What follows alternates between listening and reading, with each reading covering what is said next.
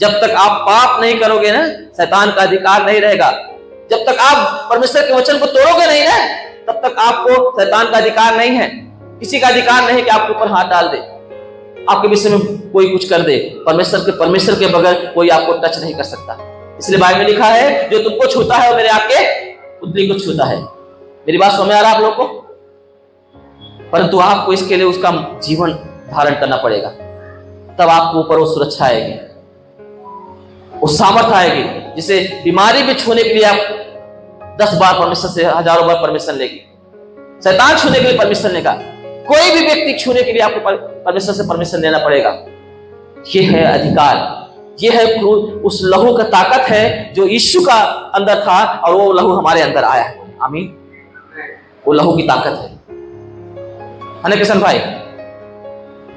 वो लहू की ताकत है। अगर वो लहू की ताकत हमारे अंदर बनी रहेगी ना, वो जीवन हमारे अंदर बना रहेगा ना। इसलिए मैं कई बार मैं ये वचन को बोला, दूसरा कुरिन्थियों की किताब 4:10, और उस बोलता है, हम हर समय मसीह की मृत्यु को अपने देह में लिए फिरते हैं ताकि मसीह का जीवन भी हमारे अंदर, देह के अंदर प्रकट हो जाए। अगर आप और हम हर समय मसीह की मृत्यु को अपने देह में लिए फिरेंगे, वो ब्लड को, वो मांस को, वो बलिदान को स्मरण रखेंगे और गुनाह से दूर रहेंगे, याद रखना मसीह का जीवन हमारे अंदर प्रकट रहेगा और किसी की हिम्मत नहीं पड़ेगी कि छूले हमें, वो हमसे दूर भागेंगे। हालेलुया। वो समस्याएं दूर भागेंगे। इसलिए मैं बता रहा हूं आपको, इसलिए गंभीर हो जाएं सेवा के लिए, आपके अंदर से सामर्थ बहेगी। कितने लोग चाहते हैं कि मैं बीमारी से अच्छा हो जाऊं, मेरे जीवन से समस्या चला जाए। आपके संपर्क में आते ही, आपके आस-पास बैठते ही वो सारी समस्याएं उनके जीवन से दूर भाग जाएगी, बीमारी लोग चंगे हो जाएंगे। बाइबल में लिखा है, जब पतरस और पौलुस जब चलते थे, उनके छाए से परछाई से बीमार लोग चंगे हो जाते थे, क्योंकि मसीह का मृत्यु को अपने देह में लेकर चलते थे वो लोग, और मसीह का जीवन उनके अंदर प्रकट हुआ था। हालेलुया। अगर वो जीवन हमारे अंदर प्रकट होगा तो सामर्थ हमारे जीवन से भी दिखाई देगी। मेरी बात समझ आ रहा है आपको?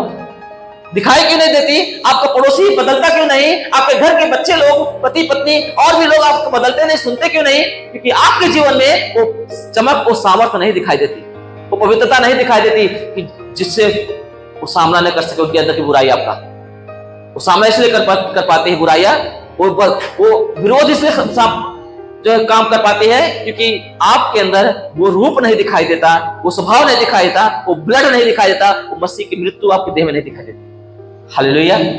जिस दिन दिखाई देना शुरू हो जाएगी ना, आपके विरोधी लज्जित हो जाएंगे। बाइबल में लिखा है, तुम्हारे शत्रुओं के सामने मैं तुम्हारे लिए मेज बिछाऊंगा। हालेलुया। जितने तुमसे जलन करते हैं, शत्रुता रखते हैं ना, वो सब लज्जित हो जाएंगे। प्रभु मेज बिछाएगा, आपको ग्रोथ बढ़ाएगा, आप जयवंत का जीवन जीने पाएंगे। ये मसीह जीवन है, और मसीह जीवन को बदनाम करके रखे हैं विश्वासी लोग। मैं विश्वासी हूं, मैंने बपतिस्मा लिया है, मैं यीशु को मानता हूं, बदनाम करके रखे हैं, घर में बदनाम करके रखे हैं, समाज में बदनाम करके रखे हैं, जहां काम करते वहां बदनाम करके रखे हैं, रिश्तेदारी में बदनाम करके रखे हैं। सबको पता है कि यीशु को मानते हैं और जीवन दिखाई नहीं देता उनके अंदर। लाचार है, बीमार है, कमजोर है, बुराई में है, पाप में है, झगड़े में है, दुनियादारी कर रहे हैं। लोग सुनते हैं, हंसते हैं, ये मसीही लोग हैं, बोलते मैं क्रिश्चियन हूं, मैं यीशु मसीह को मानता हूं। यीशु को बदनामी होती है। इसलिए बाइबल में लिखा है, तुम्हारे वजह से मेरे नाम की निंदा होती है, बदनामी होती है। वो सामर्थ नहीं दिखती, वो पवित्रता नहीं दिखती, वो गंभीरता नहीं दिखती, वो खराई नहीं दिखती। हालेलुया। इसलिए बता रहा हूं, जब तक आप पूर्ण रूप से मसीह जीवन धारण नहीं करेंगे, उस मृत्यु को अपने देह में लेकर नहीं चलेंगे, आप जयवंत का जीवन नहीं पाएंगे। समझ गया? नहीं पाएंगे। जयवंत का जीवन जीना है, उस मृत्यु को अपने देह में हर वक्त लेकर चलना पड़ेगा। आपको स्मरण रखना है कि आपके इन्हीं गुनाहों के लिए जो आप प्रतिदिन करने की कोशिश करते हैं, उसमें गिर जाते हैं, यीशु मसीह ने कुर्बान हुआ, जान दिया। हालेलुया। इसलिए बता रहा हूं मैं, आप बाइबल स्टडी इसलिए मैं रख रहा हूं। कैसे मसीह है? आपको समय नहीं देने को आता, प्रार्थना करने को नहीं आता, समाचार करने को नहीं आता। एक ही व्यक्ति इतने सालों से आ रहा है, किसी को कलीसिया में लाने की हिम्मत नहीं पड़ रही है, अपने घर वालों को लाने की हिम्मत पड़ रही है। कैसा जीवन है कि तुम्हारे जीवन से कोई प्रभावित नहीं हो पा रहा है? इसका मतलब है आप मसीह के जीवन को अपने अंदर लेकर नहीं चल रहे हो। उसकी पवित्रता को लेकर नहीं चल रहे हो, उसकी महिमा को लेकर नहीं चल रहे हो, इसलिए सारा गड़बड़िया हो दिखाई दे रही है। ये सारे जो फ्रूट्स दिखाई देना चाहिए, फल दिखाई देना चाहिए, वो फल दिखाई नहीं दे रहे हैं।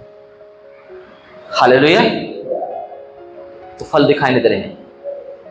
यीशु को छूने का किसी का भी 3.5 साल तक से बाय किया, लोगों ने कितना प्रयास किया उसको टच करने का, किसी की हिम्मत नहीं पड़ी कि यीशु को ऊपर हाथ डाल दे या कुछ कर दे। और जैसे यीशु ने अधिकार दिया ना, इसीलिए पिलातुस के पास जब यीशु मसीह गया, पिलातुस बोलता है कि मुझे तुझे छोड़ने का भी अधिकार है और तुझे सजा देने का भी अधिकार है।